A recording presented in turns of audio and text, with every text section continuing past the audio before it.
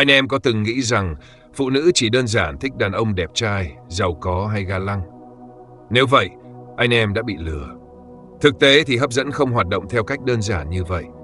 Có những gã đàn ông không hề nổi bật về ngoại hình, không có xe sang hay tài khoản khủng, nhưng phụ nữ vẫn đổ rầm rầm. Ngược lại, nhiều anh em tử tế, chân thành, thậm chí còn hy sinh vì người mình thích, nhưng cuối cùng lại bị bỏ rơi hoặc bị xem như anh trai tốt. Vậy điều gì đang thực sự diễn ra? Hấp dẫn không phải là thứ anh em có thể mua, van xin hay làm đẹp lòng mà có được. Nó là một cảm xúc tự nhiên được kích hoạt bởi những tín hiệu vô hình mà chỉ một số ít đàn ông thực sự hiểu. Bài viết này không dạy anh em cách giả vờ lạnh lùng, chơi trò hard to get hay lừa phụ nữ để có lợi cho mình. Không, tôi sẽ chỉ ra những cơ chế tâm lý thật sự điều khiển cảm xúc và quyết định của phụ nữ. Những điều mà hầu hết đàn ông không nhận ra, nhưng lại có ảnh hưởng mạnh mẽ hơn bất kỳ món quà, lời khen hay những hành động ga lăng nào. Hãy tưởng tượng một viễn cảnh. Anh em không còn cảm giác bất an khi nhắn tin, không còn bận tâm liệu cô ấy có thích mình hay không, không còn phải lo lắng về việc mình làm thế này có mất điểm không. Thay vào đó, chính cô ấy sẽ là người nghĩ đến anh em, nhớ anh em, thậm chí cảm thấy bị cuốn hút một cách khó hiểu mà chính cô ấy cũng không lý giải được. Bí mật không nằm ở ngoại hình, không nằm ở tiền bạc. Nó nằm ở cách anh em hiểu và kiểm soát tâm lý hấp dẫn theo đúng bản chất của nó. Hãy quên đi những lời khuyên sáo rỗng. Những gì tôi sắp chia sẻ sẽ thay đổi hoàn toàn cách anh em nhìn nhận về hấp dẫn và phụ nữ.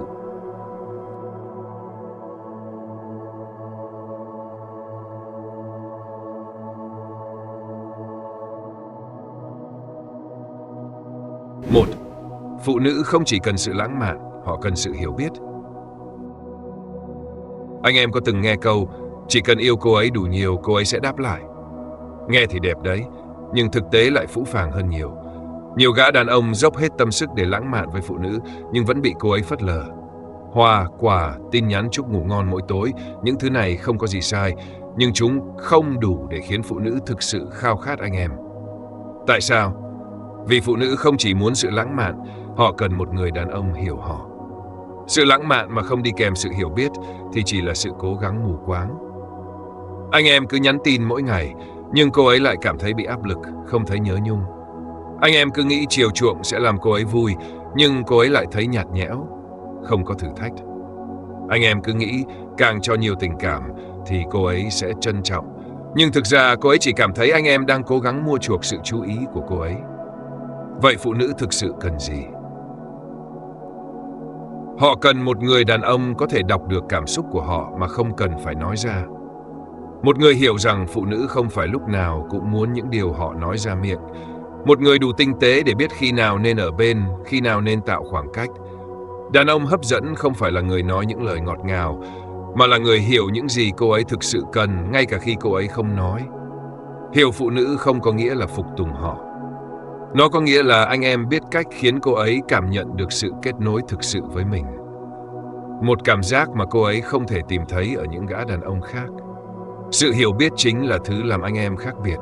Không phải quà cáp, không phải tin nhắn ngọt ngào, mà là cách anh em thấu hiểu cảm xúc của cô ấy một cách tự nhiên và đầy bản lĩnh. 2. Sự tinh tế quan trọng hơn những hành động rình rang. Anh em có bao giờ thấy một gã đàn ông làm đủ trò hoành tráng để gây ấn tượng với một cô gái, mua quà đắt tiền, tổ chức những buổi hẹn sang trọng, thậm chí quỳ gối giữa phố để tỏ tình, nhưng cuối cùng cô ấy vẫn chọn một gã trông chẳng có gì đặc biệt? Lý do là gì? Vì sự tinh tế mới là thứ phụ nữ thực sự cần, không phải những hành động rình rang. Anh em nghĩ một bó hoa to sẽ làm cô ấy cảm động. Một tin nhắn đơn giản vào đúng lúc cô ấy cần mới có ý nghĩa. Anh em nghĩ một buổi tối lãng mạn ở nhà hàng sang trọng sẽ khiến cô ấy siêu lòng. Những cử chỉ nhỏ hàng ngày như nhớ món ăn cô ấy thích hay kéo cô ấy vào lòng khi trời lạnh mới là thứ tạo ra kết nối thật sự. Phụ nữ không cần những thứ hoành tráng một cách sáo rỗng, họ cần sự tinh tế, những điều nhỏ nhặt nhưng có sức ảnh hưởng mạnh mẽ. Khi cô ấy buồn, đừng hỏi em sao thế. Hãy đưa cô ấy cốc trà nóng, cho cô ấy không gian nếu cô ấy cần, hoặc đơn giản là ngồi cạnh mà không nói gì. Khi cô ấy mệt, đừng nói, nghỉ ngơi đi, một cách qua loa, hãy nấu cho cô ấy bát cháo hoặc xoa nhẹ đôi vai cô ấy. Khi cô ấy muốn nói chuyện, Đừng chỉ lắng nghe bằng tai, hãy nghe bằng cả sự chú tâm, nhớ những điều quan trọng cô ấy chia sẻ. Càng ít phô trương, càng nhiều ý nghĩa. Những gã đàn ông làm quá đà để gây ấn tượng thường chỉ khiến phụ nữ thấy phản cảm. Ngược lại, những người đàn ông tinh tế lại luôn khiến cô ấy nhớ mãi. Bởi vì đàn ông hấp dẫn nhất không phải là người tặng món quà lớn nhất, mà là người biết cách làm cô ấy cảm thấy đặc biệt theo cách tự nhiên nhất. 3. Phụ nữ dễ bị ảnh hưởng bởi cảm xúc, và anh em có thể kiểm soát nó. Đây là sự thật mà 90% đàn ông không nhận ra. Phụ nữ bị chi phối bởi cảm xúc, và nếu anh em hiểu được điều này, anh em có thể kiểm soát được sự hấp dẫn của mình trong mắt họ. Phụ nữ có thể bị cảm xúc lôi cuốn vào một mối quan hệ mà bản thân họ không ngờ tới. Cô ấy có thể ban đầu không hề thích anh em, nhưng nếu anh em biết cách kích thích đúng cảm xúc, cô ấy sẽ dần bị cuốn vào mà không thể cưỡng lại. Vậy làm sao để làm được điều này? 1. Gây ra sự lên xuống cảm xúc một cách tinh tế. Lúc gần, lúc xa. Nếu anh em luôn nhắn tin trước, luôn chủ động, luôn ở đó, cô ấy sẽ không cảm thấy gì cả. Nhưng nếu có lúc anh em chủ động quan tâm, có lúc anh em lơ đi một chút, cô ấy sẽ tự đặt câu hỏi, sao anh ấy lại không để ý đến mình nữa? Và thế là cảm xúc bị kích thích, thỉnh thoảng khiến cô ấy ganh tị nhẹ. Không cần chơi trò bad boy, nhưng việc để cô ấy thấy rằng mình không phải là lựa chọn duy nhất sẽ khiến cô ấy trân trọng hơn. 2. Dẫn dắt cảm xúc thay vì chạy theo nó. Nếu cô ấy đang cáu, đừng cãi lại, hãy giữ bình tĩnh, tạo không gian cho cô ấy giải tỏa. Nếu cô ấy đang vui, hãy tận dụng khoảnh khắc đó để gắn kết hơn, tạo thêm kỷ niệm đẹp. Nếu cô ấy đang lạnh nhạt, đừng nài nỉ hay cố gắng lấy lòng. Hãy để cô ấy cảm nhận sự thiếu vắng của anh em. 3. Luôn kiểm soát cảm xúc của chính mình. Một người đàn ông không thể kiểm soát được cảm xúc của mình sẽ không bao giờ có thể kiểm soát được cảm xúc của phụ nữ. Nếu cô ấy cáu và anh em cũng cáu theo, game over. Ngược lại, nếu anh em bình tĩnh, vững vàng, không bị cảm xúc cuốn theo, cô ấy sẽ tự động bị thu hút bởi sự mạnh mẽ đó. Nhớ một điều quan trọng, người kiểm soát cảm xúc trong mối quan hệ sẽ là người nắm thế chủ động. Và nếu anh em biết cách dẫn dắt cảm xúc của phụ nữ, anh em sẽ không bao giờ phải lo lắng về việc mất đi sự hấp dẫn. 4. Giao tiếp là vũ khí mạnh nhất của đàn ông. Anh em có thể đẹp trai, có tiền, có xe sang, nhưng nếu không biết cách giao tiếp, mọi thứ đều vô nghĩa. Vì sao? Vì cách anh em nói chuyện mới là thứ quyết định phụ nữ có bị cuốn vào hay không. Phụ nữ yêu bằng tai, họ bị hấp dẫn bởi những cuộc trò chuyện thú vị hơn là một gương mặt đẹp nhưng vô hồn. Một người đàn ông có thể không quá đẹp trai, nhưng nếu anh ta biết cách nói chuyện cuốn hút, hài hước và tinh tế, phụ nữ sẽ không thể nào cưỡng lại. 1. Giao tiếp không chỉ là nói, mà là dẫn dắt câu chuyện. Đừng hỏi những câu nhàm chán kiểu em đang làm gì đó, hay ngày hôm nay của em thế nào. Cô ấy nghe cả 100 lần rồi. Hãy nói điều gì đó khiến cô ấy phải suy nghĩ, phải cười hoặc phải cảm thấy đặc biệt. Thay vì hỏi em thích ăn gì, hãy nói anh biết một quán có món cực hợp với khẩu vị em, chắc chắn em sẽ thích. Điều này tạo cảm giác anh em chủ động, có chính kiến và nó hấp dẫn hơn nhiều.